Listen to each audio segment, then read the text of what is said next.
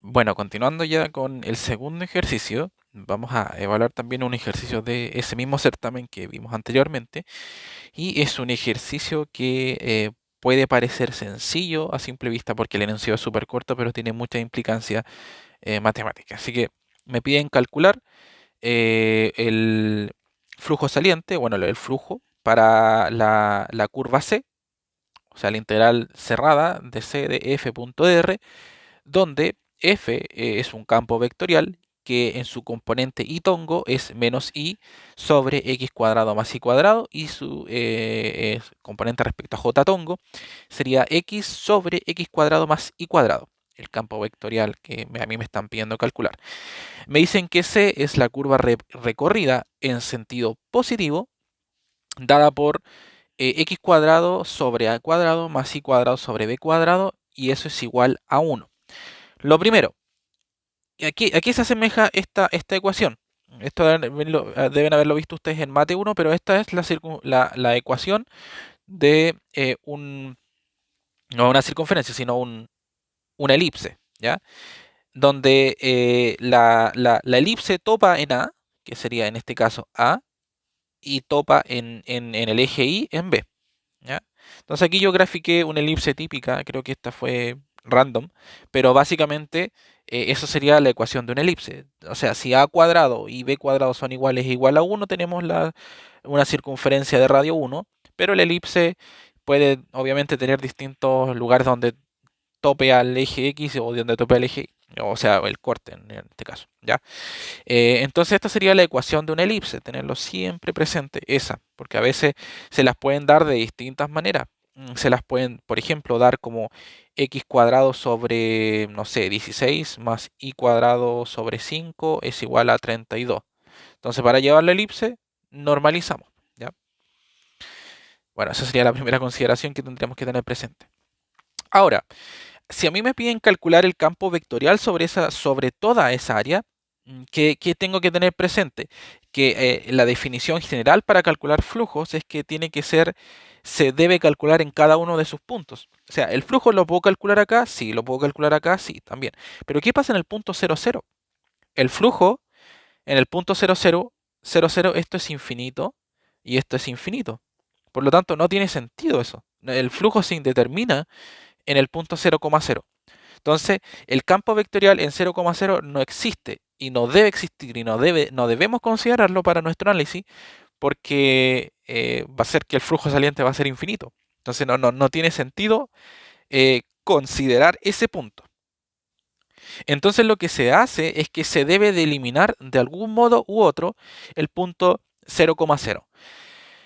¿Cuál es la forma más natural de eliminar un punto? Es a través de una circunferencia. Entonces, este es el truco matemático que viene acá. Para yo eliminar y cuando les toque una función de campo vectorial donde se indetermine en el punto 1,1, 10,3, da lo mismo, busquen, a partir de su campo vectorial, busquen en qué punto se indetermina ese campo vectorial, y ahí en ese punto donde se indetermina, en este caso en el punto 00, porque es como un ejemplo más ilustrativo, se debe cerrar ese punto con una circunferencia. ¿Por qué? Porque ahora lo vamos a ver. Entonces, lo primero, eliminamos el punto 00 con una circunferencia de radio mucho menor a A y mucho menor a B, ¿ya? Esto es una anotación, ¿no? Obviamente no voy a colocar un radio igual a una circunferencia de esta. No, pues tiene que ser algo chico, es un punto infinitamente decimal pequeño. El punto 00 no es algo que tenga un radio, o sea, perdón, no es como un área, ya es algo muy pequeño. Esa es la gracia de decir eso. Entonces, yo lo que hice acá es que definí una nueva curva C, ¿ya?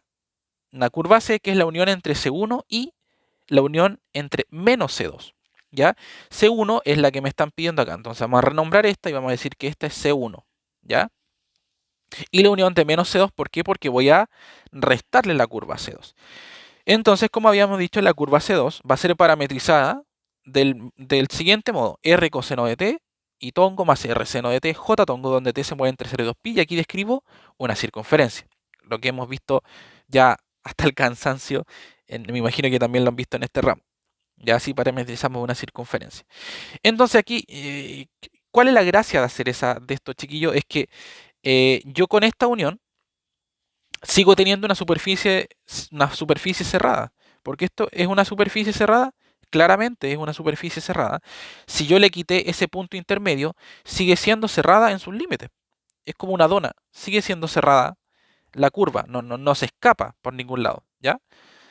Eh, entonces, lo que se plantea es directamente utilizar el teorema de Green. El teorema de Green me dice que, como lo vimos en el ejercicio pasado, la integral sobre una superficie cerrada, que eso va ahí, es igual a la doble integral del área de, por diferencial de área de la derivada de Q respecto a X menos la derivada de P respecto a Y. Yo aquí llegué y puse la derivada de Q respecto a X y la derivada de P respecto a Y. ¿Por qué?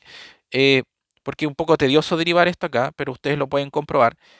Si derivan esto respecto a X, les va a dar que esa derivada es igual a Y cuadrado menos X cuadrado sobre X cuadrado más Y cuadrado y todo eso al cuadrado. Y la derivada de Q respecto a Y les va a dar exactamente lo mismo, pero con un negativo. ¿Ya? Compruébenlo, háganlo, ¿ya? Eh, el objetivo de este ejercicio no es aprender a derivar, por eso no lo incluí, ¿ya? Esa derivación.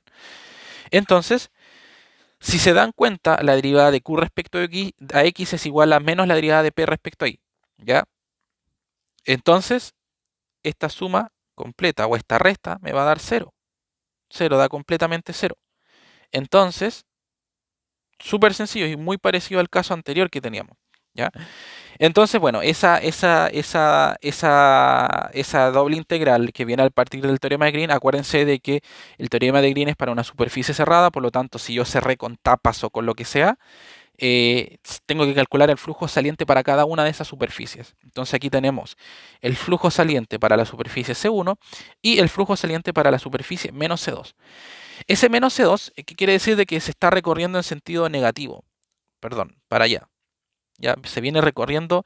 Si estaba de derecha a izquierda, estaba de derecha a izquierda. ¿Ya? Pero básicamente eso no. ¿Ya? Es porque es la unión. Entonces, si yo hubiera puesto el menos C2 acá abajo, bueno, tal como yo puse menos C2 acá abajo, es lo mismo que yo diga más C2 y le coloque un menos C2 ahí. ¿Ya? Es tema de notaciones nomás, chiquillos, pero no se compliquen con eso. ¿Ya? De hecho, acá lo pongo, porque esto sería 0 es igual a la derivada de C1 de bla bla bla menos la derivada de C2 respecto a bla bla bla. Y al pasar eso a la izquierda me queda positivo. Ahí está, las dos positivas. ¿Ya? Eh, entonces, así calculamos, a partir de esta expresión, nosotros calculamos el flujo para una curva, como lo vimos en el ejercicio pasado. No sé si se dieron cuenta cuando yo hablaba aquí de que para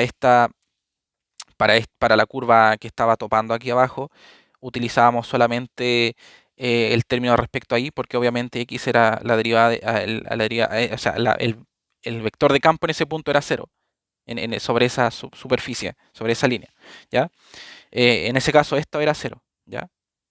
Ahora, la expresión general completa me dice de que la integral de flujo para una curva es p por la derivada de x más q por la derivada de y, ¿ya? En realidad esto es lo que yo estoy buscando. Esto busco, ¿ya? Entonces eso lo encuentro a partir de esto. Entonces básicamente mi ejercicio se redujo a que mi flujo saliente para esta curva va a ser igual al flujo saliente para la curva que está, mi curva auxiliar que yo puse ahí entre medio. Ahora, ¿cómo calculo la derivada, o sea, la integral sobre la curva 0, C2 de P de X más Q de X? ¿Qué es lo que tengo? Yo puedo escribir esto de la siguiente manera. Esto es igual a TC2 de P y tongo más QJ tongo por de X y tongo más de Y J tongo. Y ahí tengo el producto punto de esas dos cosas y me queda eso. Es lo mismo que yo hice acá. Esto sería P, esto sería Q, esto sería dx y esto sería dy. Entonces, acuérdense que mi parametrización me dice cómo se comporta X y cómo se comporta Y. Esto es B, ¿no es cierto? esto es el vector B completo, pero yo tengo que escribirlo en términos a partir de mi parametrización. Entonces, a mí me decían que arriba, en este campo vectorial, tengo un menos i, pero mi menos i significa menos r seno de t, que es lo que pongo acá yo, menos r seno de t. Y abajo me dicen que es x cuadrado más y cuadrado. ¿A qué es lo que es x cuadrado más y cuadrado igual a partir de mi parametrización? Es igual a r coseno de t al cuadrado más r seno de t al cuadrado. Y eso es igual a r al cuadrado. Aquí me equivoqué, puse un c cuadrado, pero un r cuadrado. Era un r cuadrado. Ahí está. Hasta ahí estamos claros.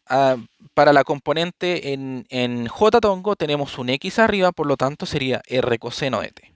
¿Ya? La derivada, entonces derivamos simplemente la derivada de p respecto a x, me quedaría, o sea, claro, la derivada respecto a x sería no de p, la derivada de x de mi parametrización sería derivar esto respecto a t. No, perdón, me equivoqué, no es respecto a x, es respecto a t. O sea, sí, en realidad sí, porque esta es mi componente x. Sí, esto es mi componente. Básicamente, esta es mi componente x. Perdón. Este es mi componente x y este es mi componente y. Entonces, la derivada que me queda sería menos r seno de t y la otra sería r coseno de t. ¿Ya? Que es lo que tenemos acá y acá. Al hacer ese producto punto me queda, si yo multiplico menos r seno de t por menos r seno de t, me queda seno de t al cuadrado. Bueno, el r lo saqué para afuera y esto se va a 1. Y el r coseno de t por r coseno de t, obviamente me quedaría r cuadrado coseno de t y es lo que está ese factor multiplicando allá afuera. Esto es igual a 1, por lo tanto me queda la integral entre 0 y 2pi nomás de dt. Y eso es igual a 2pi. Finalmente, la solución de mi ejercicio es que el flujo saliente para la curva C1, que es esta completa, es igual a 2pi. ¿Ya? Espero que se entienda este concepto.